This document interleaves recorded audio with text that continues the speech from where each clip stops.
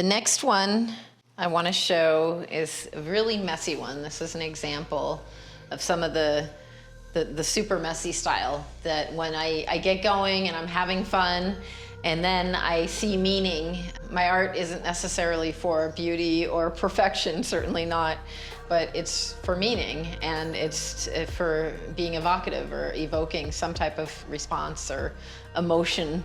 And in this one, originally what came out, and because I'm not controlling it, and I'm just letting, I don't know if it's my subconscious or my higher self or something on the outside of me, I don't know what it is that is causing the images to come out. I just let my hands do it, and this is what came out. And when I looked at it, what I saw was that this is the kapu sign, the crossing of two spears or two kahili. Like, it seemed to me that this was kind of Hawaiian at first. And that was my original thought. And then when this was on day 2 of the invasion, when I painted this, it was one of the next pieces that came out. And I looked at the imagery that was going on the news, and I saw these weird crosses all over the place for the tank barriers, the anti-tank barriers that were in Ukraine. So I'm not sure if that's what this is. I don't know what all the chaos is, but we're talking about war. And so when what starts to come out is really chaotic, I don't try and polish it up, because war isn't polished.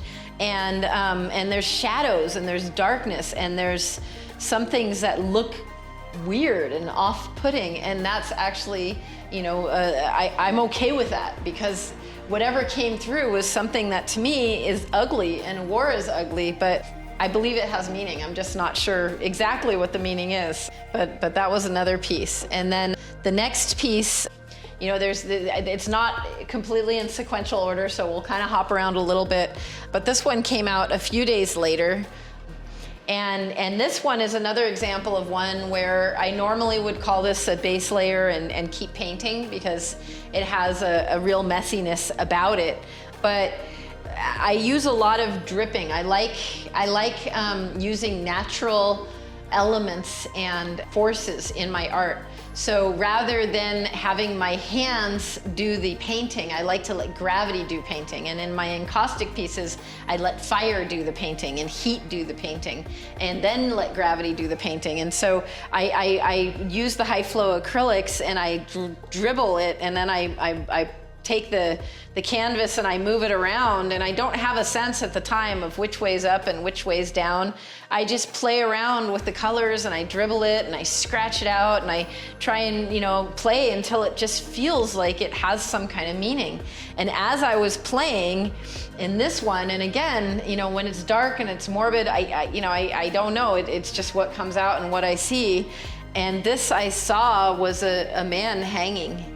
It looked to me that there was a noose and a hanging person.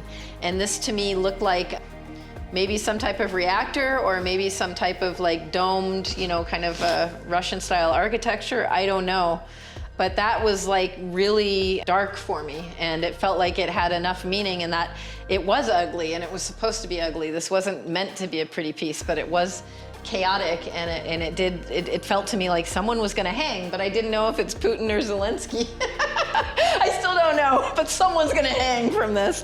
And then every once in a while there's really silly things that come out, especially with the high flow acrylics. It creates a lot of silly images, and sometimes it can be very light. So this one, it kind of looked to me like Lowly Worm with the single shoe, the single boot. Lowly Worm is from Richard Scarry's, but that's a whole nother interpretation. And then this is another one that came out very early on, and I really felt like this one felt really special to me. And as I was painting it, this is a style that I started when I first started painting in the pandemic. I would do this base layer, and then I would start tracing the outlines of where the colors blended, because the base layer, I always just let the universe choose the colors and choose the location of the colors on the canvas, and then smear it together. And where the colors blended, I would then draw lines and see what imagery emerged. So this was an example of where I had just created a base layer, and then I did some blending, and then I started going around with a very narrow, small brush to create lines and see what emerged. And what started to emerge just shocked me, because I saw children and I saw masses. I saw huddled refugees basically, and then a holy figure, with like kind of a halo, like an angelic figure that they're like basically petitioning to, for help. And other people who have seen this have seen something completely different. Oftentimes it's a gathering of elders in their visions, but it's still people gathering in some type of intense way.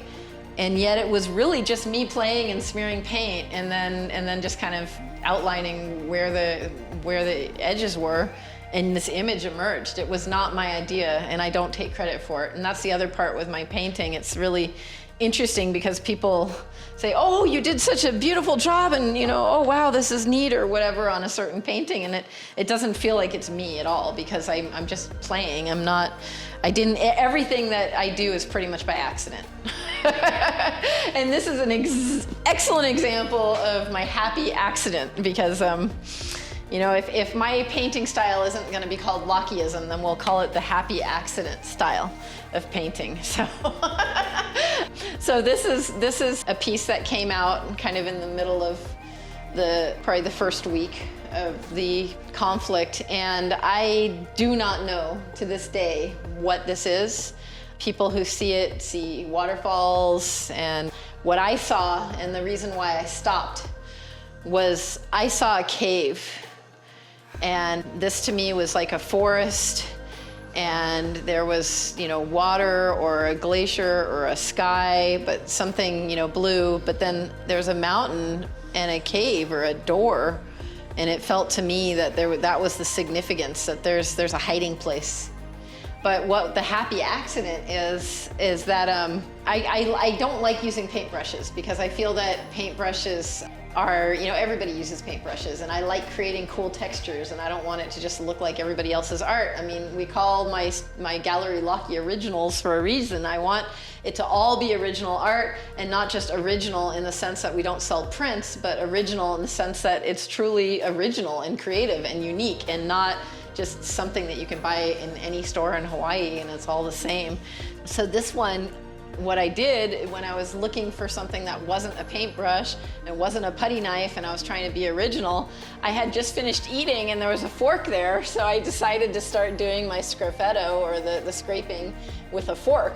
And so these are all just the tines of a fork that I just scraped. I did my base layer and then I just started scraping with a fork and creating this cool plaid with a fork. And it ended up kind of doing this cool partial blend and then bringing out the layers underneath. And so it creates, I don't know what it is, but I think it's really fun. And I think I'll use that in the future. So it's a new thing that came out of my Ukraine series, is my fork technique.